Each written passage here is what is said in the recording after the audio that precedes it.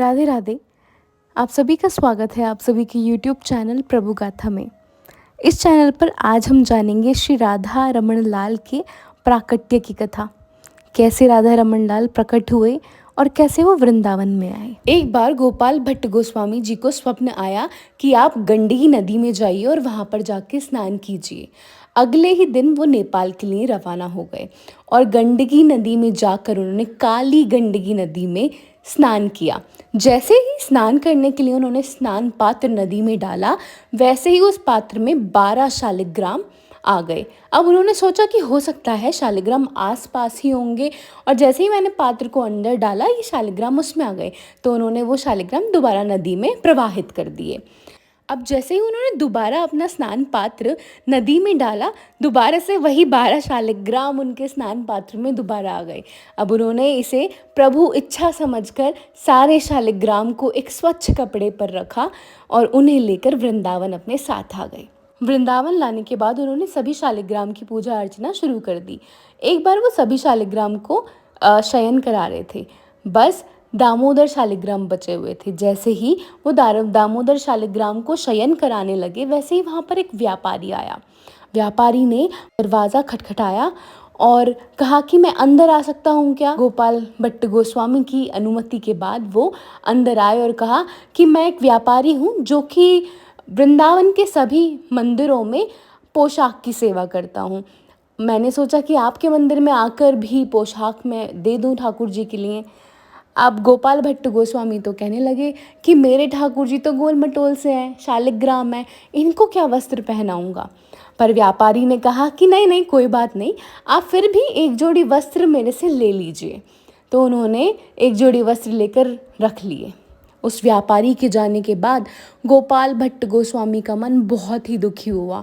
वो खूब रोए कि हे प्रभु, मेरा भी तो मन करता है कि मैं आपका सुंदर श्रृंगार करूं, आपको सुंदर वस्त्र पहनाऊं, पर आप तो बताइए मैं कैसे आपका श्रृंगार करूं। और वो रोते रोते दामोदर शालिग्राम को उन्होंने शयन कराया और वो खुद भी जाकर सो गए। अब वो कहते हैं ना कि भगवान अपने भक्त का जो मान सम्मान है, जो उसकी इच्छा है, वो कभी भी अधूरी नहीं छोड़ते। ऐसे ही जब गोपाल भट्ट गोस्वामी अगले दिन उठे तो रोज़ की तरह वो अपनी सेवा करने के लिए उन्होंने पहले स्नान किया और फिर सोचा कि चलो अब मैं सभी शालिग्राम को स्नान करा देता हूँ। जैसे ही उन्होंने ठाकुर जी के पट खोले तो वहाँ पे सामने उन्हें ललित त्रिभंगी श्री राधा रमण सरकार वहाँ पे प्रकट थे। अब क्या हुआ था कि रात को जब वो वार्तालाप कर रहे थे, जब वो बात कर रहे थे, श्री दामोदर शालिग्राम से उनसे लड़ रहे थे, झगड़ रहे थे, दामोदर शालिग्राम ने अपनी कृपा करी और दामोदर शालिग्राम ललित त्रिभंगी श्री राधा रमण लाल के रूप में उन्होंने अपने आप को परिवर्तित कर लिया।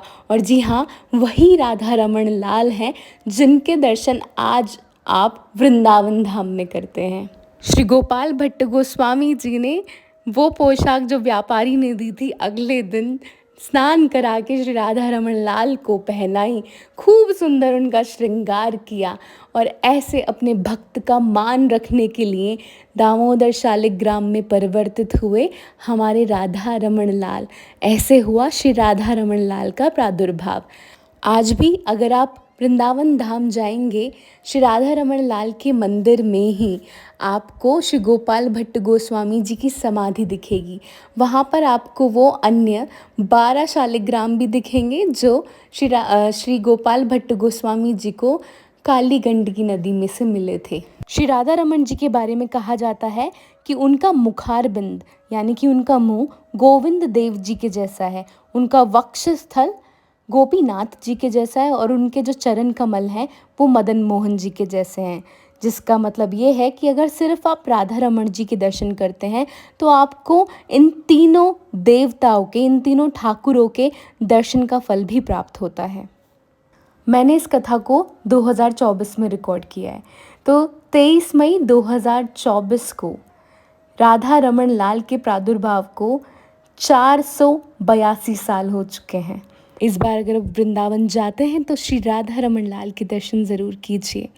ये कथा थी श्री राधा रमण लाल के प्रादुर्भाव की और एक भक्त की भक्ति की विजय की कथा। जैसे ठाकुर जी ने गोपाल भट्ट गोस्वामी जी पे कृपा करी।